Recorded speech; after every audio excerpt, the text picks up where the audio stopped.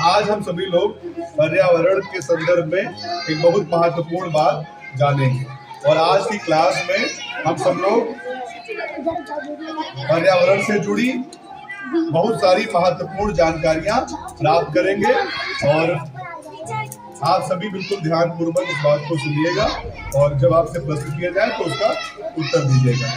ठीक है। जैसे बेटा हम सभी लोग जानते हैं कि हम लोग रहते हैं और पृथ्वी के ऊपर गैसों का घेरा है। हमने कई बार इस बात को जान रखा है कि हम पृथ्वी की सतह पर ऊपर रहते हैं और हमारे ऊपर तमाम गैसों का घेरा है या तमाम खुला क्षेत्र है। ठीक है। और बेटा सूरज हमारी पृथ्वी से बहुत अधिक दूरी पर है, वहां से सूरज की किरणें आती हैं और पृथ्वी पर प्रकाश उत्पन्न करती हैं। लेकिन बेटा सूरज से केवल प्रकाश किरणें जो आती हैं वो लाभदायक तो ही है, लेकिन इसके साथ साथ में उसमें कुछ हानिकारक किरणें भी होती हैं, जैसे पराबैंगनी किरणें। कौन सी? पराबैंगनी किरणें। अगर ये पराबैंगनी किरणें सूर्य के साथ में सीधे पृथ्वी तक आ जाए तो वो हमारे शरीर को नुकसान पहुंचा सकती है, यानी त्वचा पर सीधे अगर वो पड़े तो त्वचा का कैंसर उत्पन्न कर सकती है। ठीक है। तो फिर ये प्रश्न उठता है कि भाई अगर सूरज के प्रकाश में ये पराबैंगनी किरणें हैं तो इन्हें रोकता कौन है? क्या करती है? सूरज से आने वाली हानिकारक किरणों को ओजोन की परत जो है बेटा ये कहाँ पर स्थित है या हमारी इस पृथ्वी के ऊपर का जो खुला क्षेत्र है वो कितनी दूरी तक है और किन किन भागों में बटा है और ओजोन परत कहाँ पर है, इसके बारे में हम लोग जानकारी प्राप्त करेंगे। तो देखो बेटा हम सभी को पता है, जैसे ये दुनिया का लघु रूप है ग्लोब, ये ग्लोब पर हम लोग रहते हैं और इसके ऊपर का खुला क्षेत्र, यानी अगर हम इसकी कल्पना करें ये हमारा आकाश है। क्या है? आकाश है। और ये इस पृथ्वी से आकाश तक की दूरी बहुत ज्यादा है ना, और इस दूरी को भी हम बेटा 5 भागों में बांटे, 5 मंडलों में बांट सकते हैं। कितने मंडलों में? 5 मंडलों में। मंडलों को आप लोग इस पर देखेंगे इस तरह से। अगर हम ये मान लें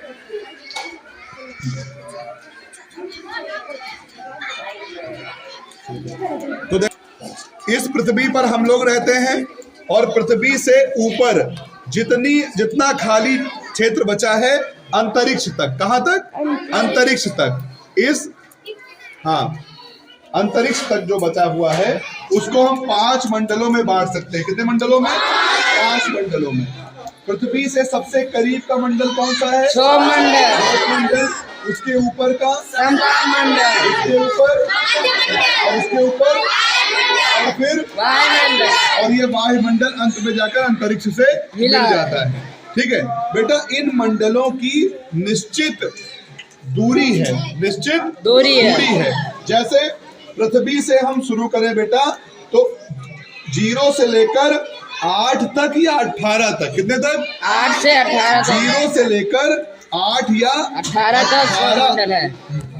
कर 8 या 18 किलोमीटर ऊपर तक जाएंगे तो ये क्षेत्र क्या कहलाएगा? क्षोभ मंडल कहलाएगा। और बेटा इस क्षोभ मंडल में जो मौसम की जितनी गतिविधियां हैं वो सब होती हैं, जैसे बिजली कड़कना है, बादल का बनना, इंद्रधनुष का बनना, ये सब कहाँ होता है? बेटा क्षोभ मंडल से जैसे ऊपर जाएंगे हम, यानी 8 या 18 से लेकर 50 किलोमीटर तक का जो क्षेत्र है वो क्या कहलाएगा? समताप मंडल कहलाएगा। क्या कहलाएगा? और इसी मंडल में बेटा 20 किलोमीटर मोटाई की ओजोन परत पाई जाती है और वो ओजोन परत सूरज के प्रकाश को पृथ्वी तक आने लगभग बेटा 20 किलोमीटर मोटाई की होती है। ये कहां से कहां तक होती है? पृथ्वी से 15 किलोमीटर से लेकर के 35 किलोमीटर तक। बेटा इस समताप मंडल में देखो एक चीज और हमने बना रखी है, क्या है? हवाई जहाज। यानी बेटा जो हवाई जहाज वगैरह हैं वो सब कहाँ उड़ती हैं? समताप मंडल में। अच्छा, उन्हें क्षोभ मंडल में क्यों नहीं उड़ाया जा सकता? हाँ, यहाँ पर बादल है, यहाँ का घनत्व बेटा बहुत ज्यादा है और समताप मंडल में कोई बाधा नहीं है, इसलिए यहाँ पर आसानी से प्लेन उड़ सकता है। फिर बेटा 50 से लेकर के 80 किलोमीटर तक मध्यमंडल मध्यमंडल है।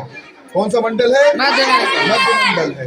और 80 से 640 तक आयन मंडल है। बेटा आयन मंडल इसको इसलिए कहते हैं यहाँ क्योंकि गर्मी यहाँ ज्यादा। पर तापमान ज्यादा। ज्यादा होता है और यहाँ गैसें आयन के रूप में पाई जाती हैं। किसके रूप में? आयन के रूप में। और इसीलिए इसको आयन मंडल कहते हैं। मध्य मंडल में बेटा एक विशेष बात और है, ये मंडल हमारा बेटा हमारी रक्षा भी करता है। जो कभी कभी बेटा हमारी ऊपर की कुछ ऐसी घटनाएं होती हैं कि बड़े बड़े उल्का पिंड आते हैं, वो इसी मध्य मंडल में ही अवशोषित हो जाते हैं। बाह्य मंडल बेटा 640 किलोमीटर से ऊपर का क्षेत्र और लगभग बेटा 10,000 किलोमीटर तक होता है और उसके बाद जाकर के अंतरिक्ष में मिल जाता है। तो हमारी सबसे पृथ्वी के करीब की मंडल को क्या बोलते हैं? सौरमंडल। सौरमंडल। और सबसे ऊपर को वायुमंडल। ओजोन परत कहाँ पाई जाती है? सौरमंडल में। प्लेन वगैरह कहाँ उड़ाए जाते हैं? सौरमंडल में। मौसम बादल कहाँ बनता है? सौरमंडल में। तो बेटा हम इस बात को ध्यान रखेंगे और कि हमारी पृथ्वी से ऊपर का खुला क्षेत्र 5 मंडलों में बटा हुआ है।